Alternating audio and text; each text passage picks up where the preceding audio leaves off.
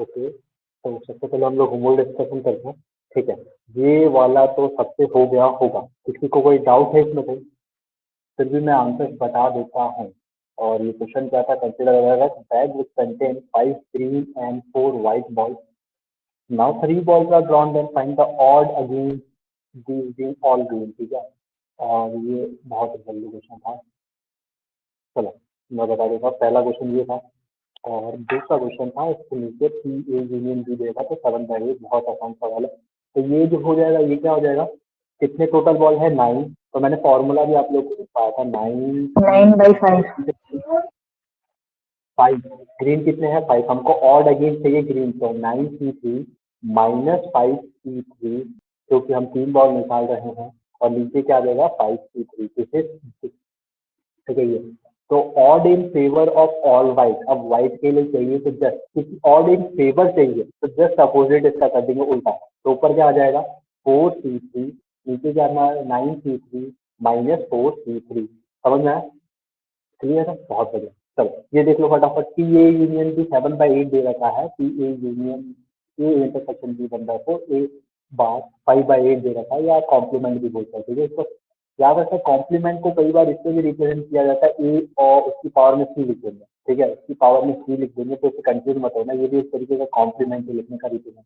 जब आप ग्रेजुएशन करने आओगे या बीटेक करोगे या कहीं पर भी, तो वहां पर देखोगे कि ए की पावर से, याद रखना प्रोबेबिलिटी और स्टैटिस्टिक्स, प्रोबेबिलिटी एंड स्टैटिस्टिक्स इतने बहुत मस्त चैप्टर है। ठीक है, आगे जाके अगर पढ़ोगे, मान लो अगर आप एआई की फील्ड में जाना चाहते हो, एआई मशीन लर्निंग या डेटा साइंस, ठीक है, ये नाम शायद पहले सुना होगा आपने, यही जानते हो ना, artificial intelligence, ML, machine learning. ठीक है, तो अगर जाते हो तो उसमें प्रोबेबिलिटी एंड स्टैटिस्टिक्स तो मस्ट है, मतलब पूरा एआई एमएल और डेटा साइंस ऐसा लगेगा कि इसी के ऊपर प्रोबेबिलिटी के ऊपर चल रही है। ठीक है, ठीक है, तो प्रोबेबिलिटी बहुत अच्छा चैप्टर है और बहुत इंपॉर्टेंट भी। ठीक है, ऐसा मत समझो कि हम लोग बस इसमें गैसिंग नहीं कर रहे होते हैं, गैसिंग से हम बहुत कुछ कर सकते हैं। ठीक है, तो पी ऑफ बी निकालना था हमको, क्या दे रखा है? A P A union B दे रखा है, तो हम इससे फॉर्मूला यूज करते हैं, P A union B equal to P of A plus B of B minus P A intersection B. ठीक है, यहाँ पर सारी वैल्यू हमको दे रखी है, ये दे रखी है, ये दे रखी है, और ए हम यहाँ से निकाल लेंगे 1 माइनस करके। तो इसी तरह हमारे पास जो पी ऑफ बी आएगा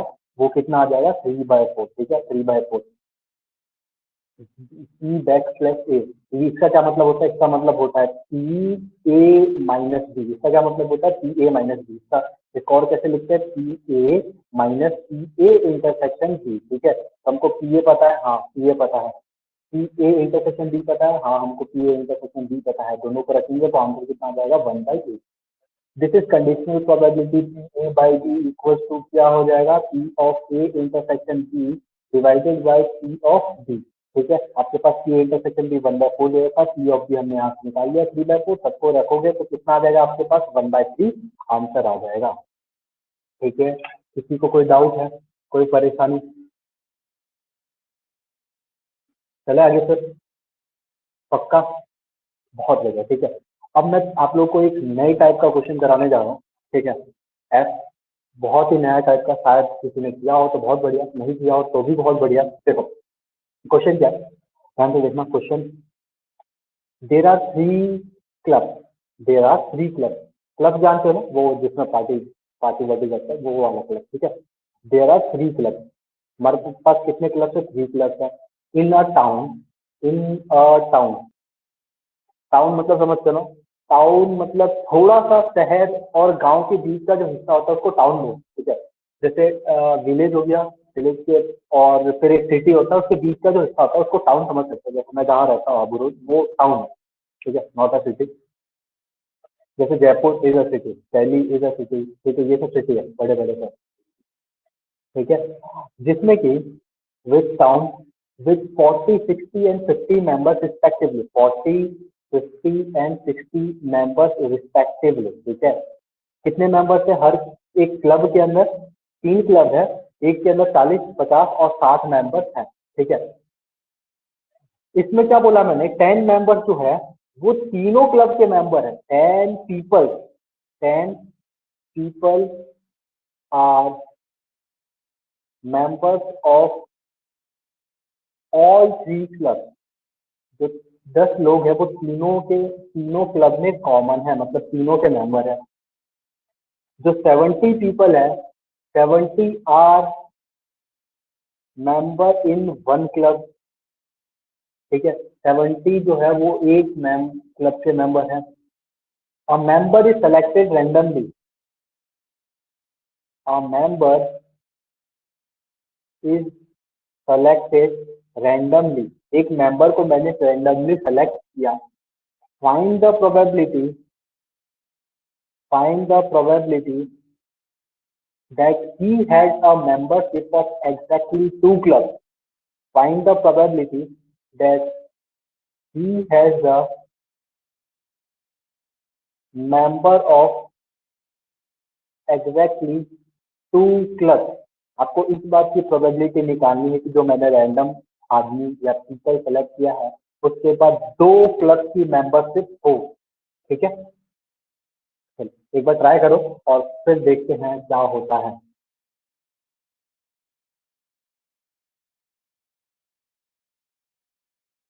चलिए दूध पास।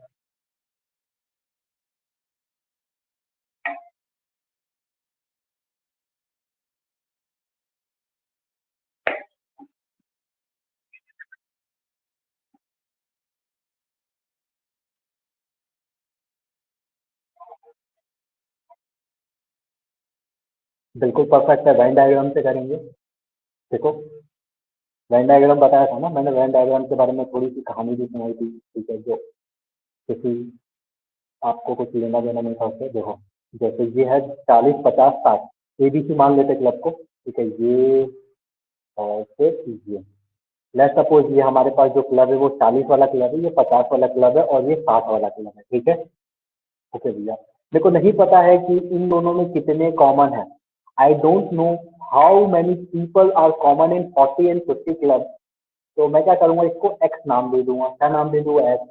इसी तरह मैं क्या करूंगा, 40 और 60 का नहीं पता है तो मैं वाई नाम दे दूंगा, और 50 और 60 का नाम नहीं पता है तो जेड भी दे दूंगा इनको, ठीक है। क्या मेरे को तीनों में जो कॉमन हिस्सा है वो पता है? हाँ, यहाँ पर दे रखा है 10 members are common in all the 3 club. तो मैं यहाँ पर तो लिख ही सकता हूँ कितना, 10। ऑब्वियसली यहाँ पर 10 आसानी से लिखा जा सकता है, ठीक है। आगे बढ़े, समझ में आया? और इन क्लब को कुछ नाम भी दे दो, A+B+, कुछ भी दे सकते हैं, कोई प्रॉब्लम नहीं, ठीक है। A+B, ABC इसको दे देते हैं। जो प्योर 40 वाला क्लब है इसमें सिर्फ ये वाला हिस्सा है, इसको मैंने A बोला, फिर मैंने ये जो बचा हुआ है इसको B बोला और इसको C बोला। क्या सब क्लियर है? All clear? मैंने डायग्राम बना दिया है, चाहो तो इसके बाद भी तुम आसानी से सॉल्व कर सकते हो। कुछ नहीं करना, आपको ये बताना है कि एग्जैक्टली दो, मतलब आपको XYZ की वैल्यू निकालनी है, ठीक है। XYZ की वैल्यू निकालनी है और निकाल सकते हो आप लोग आसानी से। Let's do it.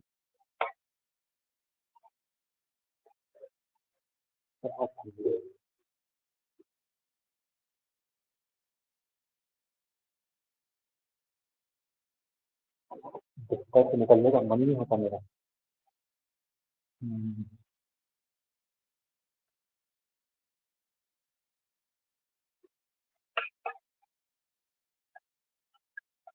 हो रहा है क्या? देखो मैं मेरे साथ सॉल्व करो। A+B+C, A+B+C की वैल्यू कितनी देती है? 70। क्या बोला है कि मेंबर ये रहा 70 are member in one club, 70 are member in one club, सिर्फ एक ही क्लब में है वो मेंबर, तो सबका मिला के A+B+C की वैल्यू कितनी दे रखी है इन्होंने? 70 दे रखी है, ठीक है।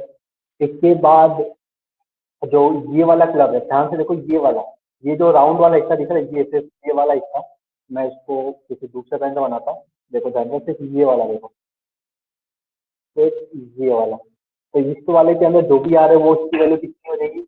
A+X+10+Y=40। समझना है? इसी तरह आप लोग इस पूरे हिस्से के लिए लिख सकते हो कि इक्वेशन क्या हो जाएगा, B+Y+B+10=50। इसी तरह मैं इसके लिए भी लिख सकता हूँ C+X+V, sorry this is V, +10=60।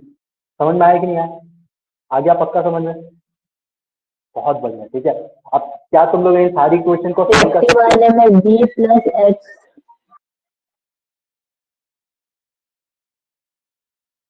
Answer क्या है, प्रोबेबिलिटी क्या है 80/x, ठीक है। फिर से बोलो आंसर क्या है।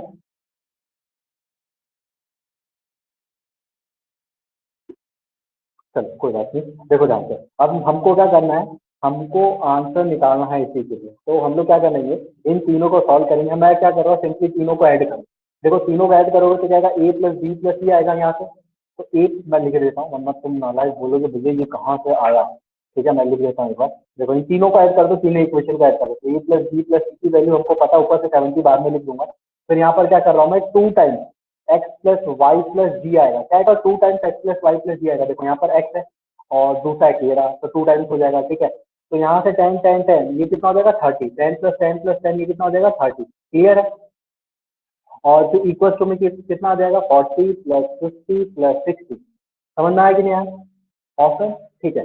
देखो अब a + b + c की वैल्यू हमको पता है कितनी इन्होंने दे रखी है, 70, सॉरी कितनी दे रखी है 70, इसकी वैल्यू मैंने रखी 70, इसको उधर लेके गया, इसका सॉल्व किया तो यहाँ से x + y + g की वैल्यू कितनी आ जाएगी 25, मतलब x + y + g को ऐड करेंगे तो हमारे पास 25 आ जाएगा, क्लियर। अब ध्यान से देखो, मैं क्या ऐसा बोल सकता हूँ कि a + b + c + x + y + z +10 +10, a + b + c + x + y + z +10, ये क्या है, ये यूनियन है, वेरी गुड। ये क्या है, यूनियन, सबका है ना, सब टोटल जितने भी सब आ गए, a + b + c x + y + z +10, ठीक है, ये सबके सब आ गए आपके पास। हमको पता है इसकी वैल्यू उन्होंने दे रखी है 70, इसकी वैल्यू x + y यहाँ से हमने निकाल दिया 25 + 10, तो यूनियन कितना हो गया 105, तो टोटल कितना हो गया 105, टोटल कितना हो गया 105।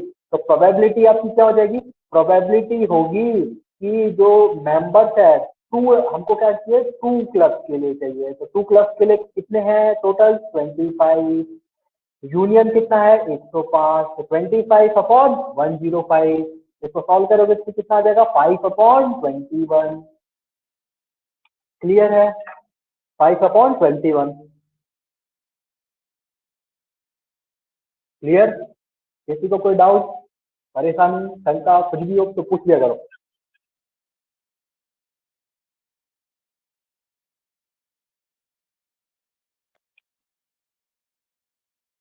आगे बढ़े, चलो फटाफट लिख लो, कोई प्रॉब्लम हो तो पूछ सकते हो, ठीक है आगे बढ़ते हैं। इन सब चीज़ों पे ध्यान मत देना, कि चार्ट पेपर था, मैंने उसकी भी पेशी करी है, इस पर ये बनाया, ठीक है। तो ध्यान देगा, क्वेश्चन देखो, एक काम करूँगा, इसको मैं रबर से रफ करके फिर यूज करूँगा, कोई प्रॉब्लम नहीं है, बाद में यूज करेंगे, ठीक है। तो क्वेश्चन क्या है यहाँ पर, 3 person ABC independently Fyers a target, ठीक है। 3 पर्सन आपके पास, 3 पर्सन, कौन कौन लोग हैं, A B and C, ठीक है, independently Fyers a target, fires a target. Suppose probability of A is equals to 1/6, B is equals to 1/4, C is equals to 1/3। ये किस चीज की प्रोबेबिलिटी है, ये इस बात की प्रोबेबिलिटी है कि जो टारगेट को वो हिट करेंगे वो एकदम सही करेंगे। हिटिंग द टारगेट मतलब टारगेट को हिट करने की ये प्रोबेबिलिटी है। Denote probability of hitting the target. तो आपको ढूंढना क्या है, आपको फाइंड करना है, find the probability first exactly one of them hits the target. आपको इस बात की प्रोबेबिलिटी फाइंड करनी है कि उसमें से सिर्फ और सिर्फ एक बंदे ने टारगेट को हिट किया, इसकी क्या प्रोबेबिलिटी है। देखो यहाँ पर वर्ड लिखा है इंडिपेंडेंटली, ठीक है, बाद में हम चल के आगे चल के इंडिपेंडेंट इवेंट पढ़ेंगे उसके बाद, ठीक है, तो रहने देते हैं अभी। लेकिन यहाँ पर इंडिपेंडेंसी का मतलब क्या था वो समझिए। यहाँ पर ये कहने का मतलब है ना कि एक की जो प्रोबेबिलिटी, अगर पर्सन ए फायर कर रहा है तो उसकी प्रोबेबिलिटी पर्सन बी के फायर करने पे बिल्कुल डिपेंड नहीं करती, दोनों के दोनों इंडिपेंडेंट है, ठीक है। ये नहीं कि अगर मैं ए वाला पर्सन फायर कर रहा है तो उसकी प्रोबेबिलिटी कि टारगेट हिट करने की जो प्रोबेबिलिटी है उससे कुछ इफेक्ट पड़ेगा पर्सन बी या पर्सन सी की प्रोबेबिलिटी, ठीक है। और डिटेल में हम देखेंगे आगे। अभी ये सॉल्व करें, ये सिंपल प्रॉब्लम।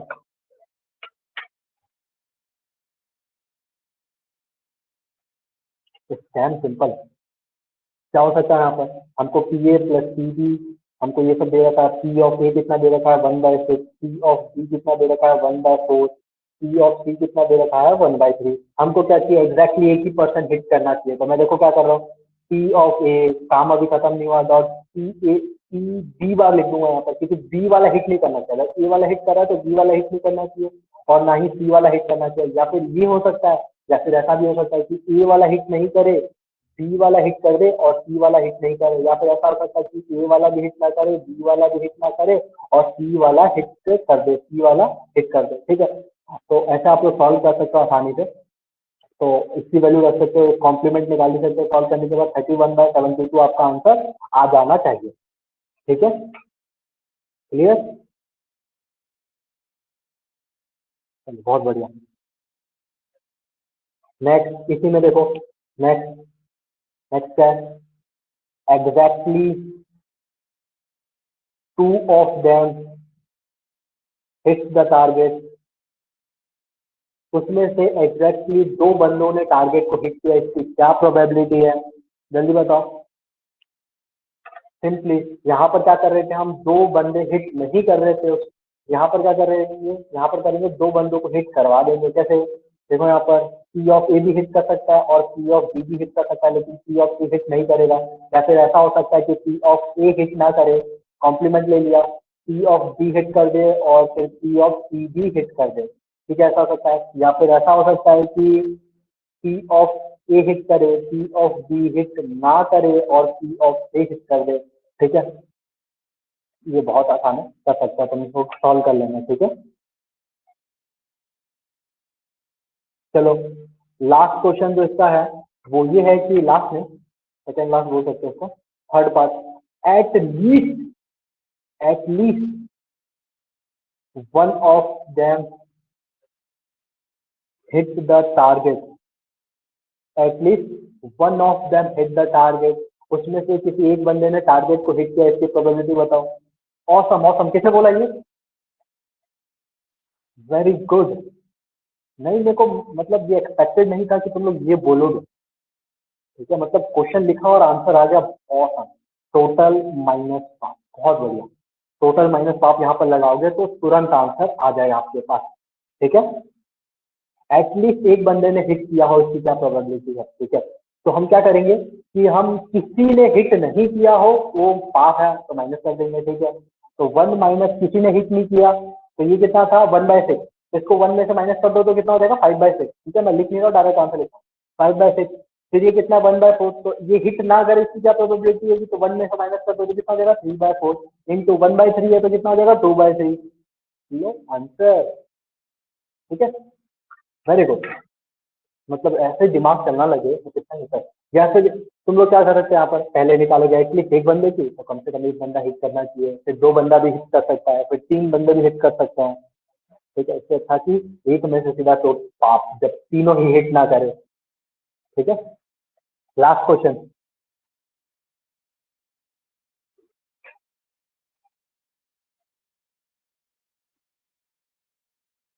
आगे बढ़े, चलो बहुत बढ़िया।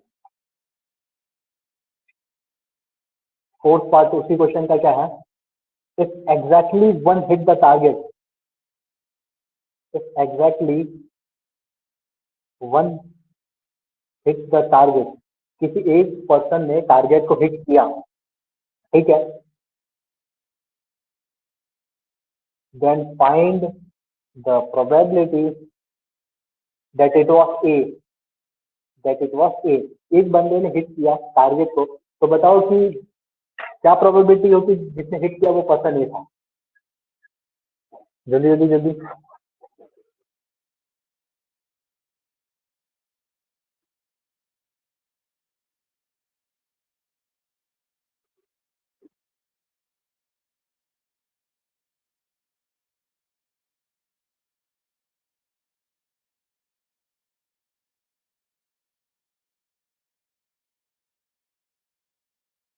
यहाँ पर हमसे क्या पूछा है कि एग्जैक्टली एक बंदे ने हिट किया हो, तो नीचे हम क्या लिखेंगे, वो टोटल लिखेंगे जो एग्जैक्टली प्रोबेबिलिटी दैट एग्जैक्टली 1% है। तो नीचे किसकी प्रोबेबिलिटी आएगी, नीचे क्या आएगा, टोटल, वो प्रोबेबिलिटी जिसमें हमने सबसे पहला क्वेश्चन किया था। पहला क्वेश्चन में क्या था, find the probability that exactly 1% hit the target, ठीक है, वो टोटल था ना, उसमें सिर्फ 1% हिट कर रहा था, चाहे वो ए था, चाहे वो बी था, चाहे वो सी था, ठीक है। तो उसमें हमने निकाला था क्या, तो नीचे क्या देगा, 31/72, देखो यही था क्या, हाँ 31/72 था। ऊपर क्या आएगा, ऊपर आएगा कि जो टारगेट है वो ए ने ही हिट किया हो, मतलब ए ने हिट किया हो और बी और सी ने मिस किया हो। तो इसको ऐसे भी तो लिख सकते हैं, P of A dot P of B bar dot P of B bar, समझ में। और ये हमने पहले क्वेश्चन में फाइंड किया था, अभी कितना आता 1/12, ये कितना आ जाएगा 31/72, समझ में आया। इसको सॉल्व करोगे तो कितना आ जाएगा 6/31।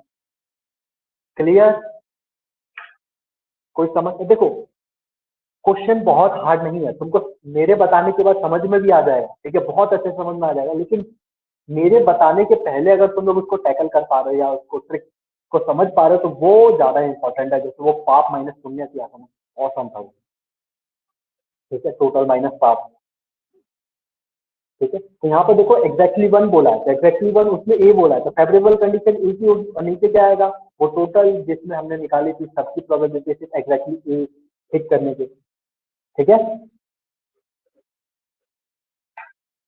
चलो अब मैं तुम्हारा थोड़ा एक टेस्ट लेने वाला हूँ, देखता हूँ तुम में से कितनों को क्या क्या याद है मैंने पहले जो पढ़ाया था, ठीक है। ओके, लेट्स डू क्वेश्चन, देखते हैं कौन सॉल्व करते हैं, बहुत आसान है, मैं पहले बता चुका हूँ, ठीक है।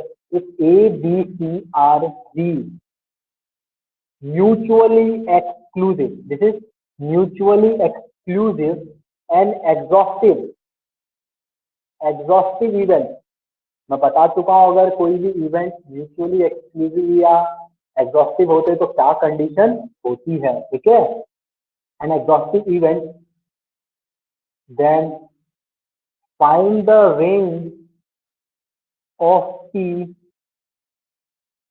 where P of A is equal to 1 minus 3P upon 2 and P of B is equal to 1 plus 4P upon 3 and P of C is equal to 1 plus P upon 6। जिसने सॉल्व किया इस question उसको मेरी तरफ से chocolate, ठीक है, address भेज देना, डिलीवर हो जाएगा, सपनों में तो कर ही दूंगा ना।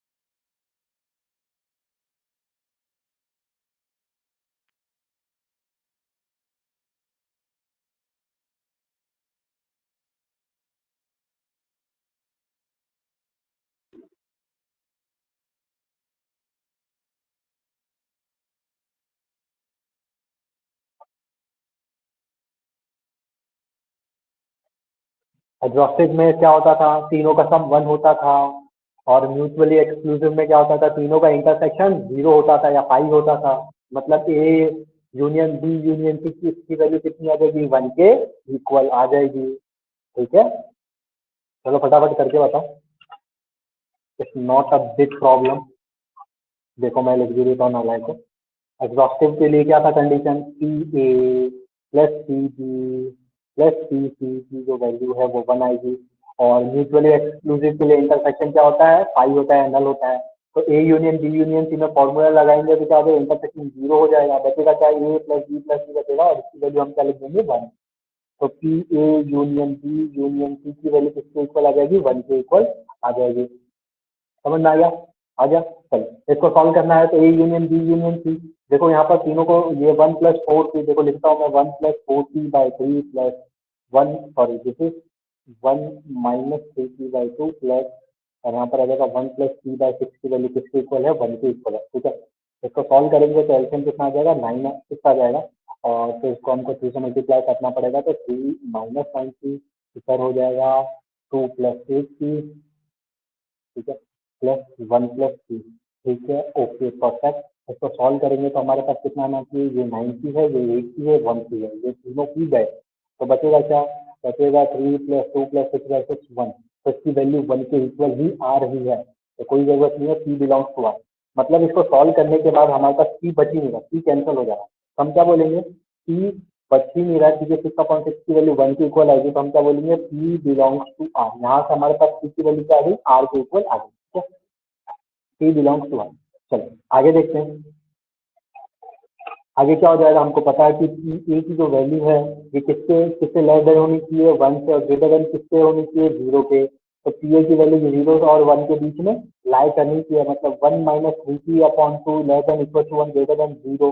इसको सॉल्व करेंगे 2 उधर जाएगा तो 2 0 हो जाएगा, ठीक है, तो फिर मैं पूरा यहाँ से डायरेक्ट लिख रहा हूँ, और 2 इधर जाएगा, फिर 1 है तो 1 उधर जाएगा, तो -1, मैं क्या करता हूँ यहाँ से -3t है ना, तो माइनस कॉमन लूंगा तो 3t - 1 हो जाएगा, फिर 1 उधर जाएगा, तो डायरेक्ट मैं लिख रहा हूँ -1 is greater than 3t is greater than 1, ठीक है, ये सब आप जानते ही हो कैसे लिखा। और t की वैल्यू कहाँ से कहाँ तक ला के बढ़ेगी, 1/3 से लेके -1/2 तक, -1/3 तक, ठीक है, -1/3 से लेके 1/3 के बीच में हमारी p की वैल्यू यहाँ से लाई कर रही है, p ऑफ a, ठीक है। इसी तरह हम क्या करेंगे, p ऑफ b की वैल्यू को लाई करेंगे 0 से लेके 1 के बीच में, ठीक है, 0 से लेके 1 के बीच में सॉल्व करेंगे तो यहाँ से जो p की वैल्यू आएगी आपके पास वो किससे आएगी, 5 से बड़ी, छोटी, और -1 से बड़ी, ठीक है, एक वैल्यू यहाँ से आ गई, ओके। P ऑफ D क्या था, P ऑफ D था 1+4t, इसको सॉल्व करोगे तो क्या आएगी, C के लिए, ये किसके लिए, C के लिए, और B के लिए क्या आएगी आपके पास, -1/4 से लेके 1/2 तक, समझ में आया, ओके बहुत बढ़िया। अब हमको क्या करना है, बस इसको प्लॉट ही तो करना है, आगे प्लॉट करना, हमको ये तो आता ही है कैसे प्लॉट करते हैं, जैसे 1/4 -1, -1 बड़ा होता है या -1/4 बड़ा होता है या -1/3, सबसे छोटा होता है -1, ठीक है, तो -1 इधर आ जाएगा, फिर क्या आ जाएगा, -1/3 आ जाएगा, और इधर आ जाएगा -1/4, फिर आपके पास आएगा यहाँ पर 1/3, 1/3, इसके बाद आएगा आपके पास 1/2, और लास्ट में यहाँ पर क्या आने वाला है, 5, ठीक है, ओके। तो मैं सबको अलग अलग रिप्रेजेंट करूंगा, डोंट वरी। देखो ये चल रहा है -1 से लेके 5 के बीच में, तो ये -1 और ये हमारे पास 5, तो ये हो गई पहली लाइन, ओके बहुत बढ़िया। उसके बाद हमारे पास जा रहा है -1 से लेके -1/4 से लेके 1/2 तक, तो ये जा रहा है -1/4 से लेके 1/2 के बीच में, ये रहा। उसके बाद हमारे पास जो जा रहा है वो -1/3 से लेके 1/3 के बीच में जा रहा है, मतलब वो ये रहा, ठीक है। आपको पता है कि कॉमन कौन सा हिस्सा आ रहा है, ऑब्वियसली, ये तो हमारी टेक्निक है, बहुत लाजवाब। देखो ये वाला हिस्सा कॉमन आ रहा है क्या, बस दिस इज योर आंसर। और ये आंसर कहाँ से कहाँ तक है, -1/4 से लेके 1/3 तक। तो पी की वैल्यू कहाँ से कहाँ तक बिलोंग करेगी, पी की वैल्यू बिलोंग करेगी क्लोज ब्रैकेट -1/4 से लेके 1/3 तक, समझ में आया, किसी को कोई डाउट है,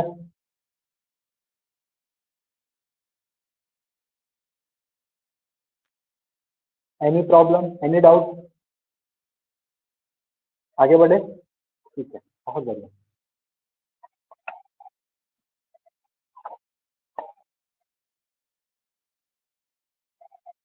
तो हमारे पास जो नेक्स्ट है वो है conditional probability, very important topic, conditional probability, ठीक है, ये क्या है, कंडीशनल प्रोबेबिलिटी। हम फॉर्मूला वॉर्मूला पहले बता चुके हैं, हम लोग 2 बार यूज भी कर चुके हैं, लेकिन अब प्रॉपरली पढ़ेंगे कि होता क्या है कंडीशनल प्रोबेबिलिटी, ठीक है। Probability of A by B, देख सकते हो आप लोग मेरे साथ, probability of A by B means conditional probability, means conditional probability of A, conditional probability of A when B has occurred, ठीक है, क्या बोला मैंने, कि ये ए बाय बी जो लिखा है इसको कैसे रीड करेंगे कि ये जो है ये कंडीशनल प्रोबेबिलिटी ऑफ ए है जब बी पहले ही हो चुका है, बी हो चुका है, जो नीचे लिखा रहता है वो हो चुका है, उसके होने के बाद हमको ए की प्रोबेबिलिटी निकालनी है। जैसे एक बैग है, बैग में 5 बॉल है, उसमें 2 ग्रीन है और 3 ब्लैक है, 2 ग्रीन एंड 3 ब्लैक है। तो बताओ इसकी क्या प्रोबेबिलिटी है कि मैं जो दूसरा बॉल निकालूंगा, दूसरा बॉल सेकंड बॉल निकाल रहा हूँ, ठीक है, पहले एक बॉल निकाल चुका हूँ और वो एक ब्लैक बॉल थी, तो दूसरा बॉल निकालू और इसकी क्या प्रोबेबिलिटी है कि वो ग्रीन बॉल है, given that the first ball occurred is a black ball, ठीक है। तो पहला निकाल चुका हूँ, ठीक है, तो दूसरा डिपेंड करेगा पहले वाले के ऊपर, ठीक है, क्योंकि पहले 5 थी अब 4 हो चुकी है। तो ये होता है कंडीशनल प्रोबेबिलिटी।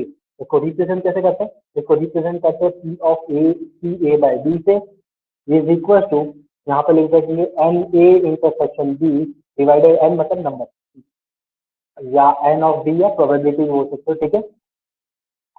क्लियर है? बहुत बढ़िया।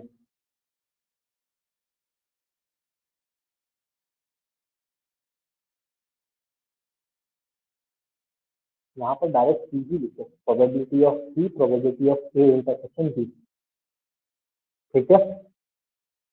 चलो ये करके बताओ मेरे, C A union B divided by C, इसकी प्रोबेबिलिटी क्या होगी?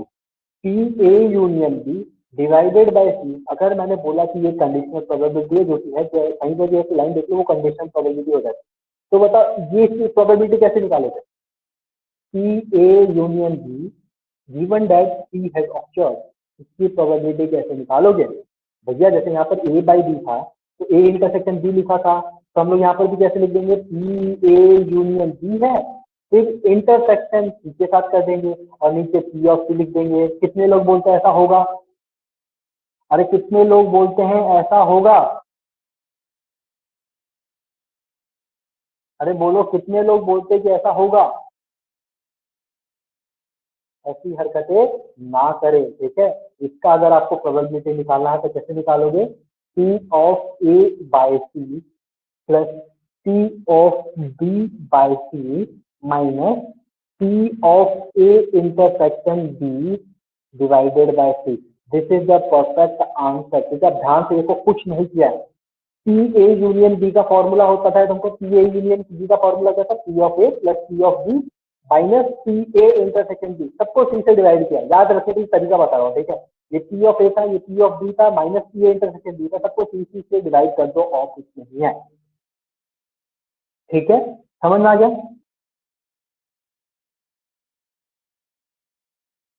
देखो एक और चीज देख लो यहाँ पर, अगर तुम लोग देखो कि P of A by B plus P of A by C, P of A by B plus P of A by C की जो वैल्यू होगी वो हमेशा इक्वल टू 1 होगी। याद रखना इस बात को, P of A by B plus P of A by C की जो वैल्यू है वो इक्वल टू 1 होगी। क्लियर है क्या?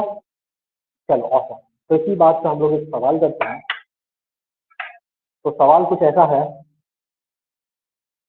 कि आपको दे रखा है पी ऑफ ए की वैल्यू दे रखी है 3/8, पी ऑफ बी की वैल्यू दे रखी है 1/2। आपको बोला गया है, आपको क्या बोला गया है, और आपको दे रखा है मैंने P of A intersection B की वैल्यू दे रखी है 1/4, ठीक है। You have to find P A bar. आपको यहाँ से क्या निकालना है? पी ए बार फाइंड करना है, फटाफट फाइंड करते जाओ।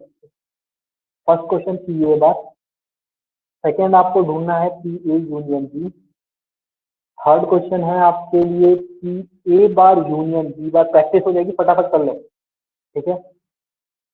इसके बाद फोर्थ जो है आपके लिए वो है पी ए माइनस बी निकालना है। फिफ्थ जो है वो आपके लिए है P A by B find करना है, पी ए बाय बी। और जो सिक्स है आपके पास वो आपको फाइंड करना है पी बी बाय ए, पी बी बाय ए। चलो फटाफट आंसर बताते जाओ। जब क्वेश्चन आसान हो तो स्पीड मैटर।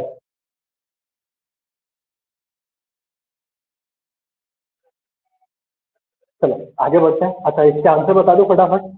हो गए।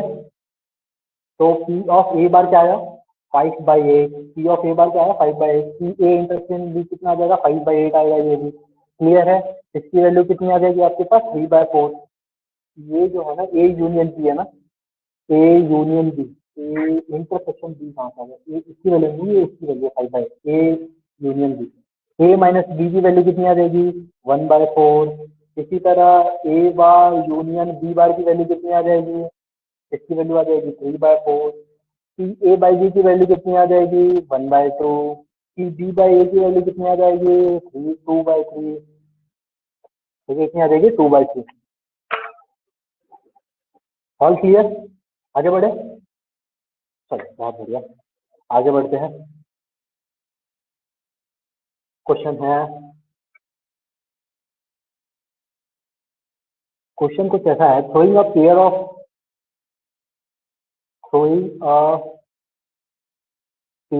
die E1 getting doublet। E1 क्या है, E1 एक इवेंट है जिसमें डबलेट आ रहे हैं। E2 getting a score of 10 और more, ठीक है, और मोर। जो E2 है वो क्या है, गेटिंग अ स्कोर ऑफ 10, मतलब पेयर ऑफ डाई फेंक रहे हैं तो दोनों पे जो नंबर आएंगे उनको ऐड करने पे 10 या उससे कुछ ज्यादा आ रहे हैं, ठीक है। तो आपको फाइंड करनी है कि what is the probability of occurring E1 given that E2 has already occurred, ठीक है। E2 हैज ऑलरेडी ऑक्योर्ड, इसकी प्रोबेबिलिटी फाइंड करो और बताओ क्या होगी, ठीक है, या इसको होमवर्क में लिख लो। इसी तरह आपको निकालना है सेकेंड में P of E2 by E1। Clear है, चलो बहुत बढ़िया। कल से हमारी क्लास रेगुलर होगी, कोई प्रॉब्लम नहीं होगा, चाहे मैथ प्रॉब्लम हो चाहे कुछ भी, कुछ नहीं होने वाला, ठीक है। मतलब कुछ भी हो जाए क्लास होगी, ठीक है। तो कल से हम लोग क्या पढ़ने वाले हैं, मल्टीप्लिकेशन थ्योरम पढ़ेंगे, मल्टीप्लिकेशन थ्योरम पढ़ेंगे, इंडिपेंडेंट इवेंट पढ़ेंगे। आप लोगों ने पढ़ रखा है क्या मल्टीप्लिकेशन थ्योरम। फिर मैं आप लोग को म्यूचुअली एक्सक्लूसिव और इंडिपेंडेंट इवेंट में डिफरेंस बताऊंगा, और अभी बहुत बड़ा चैप्टर है, सब वेरी बिग चैप्टर, ठीक है।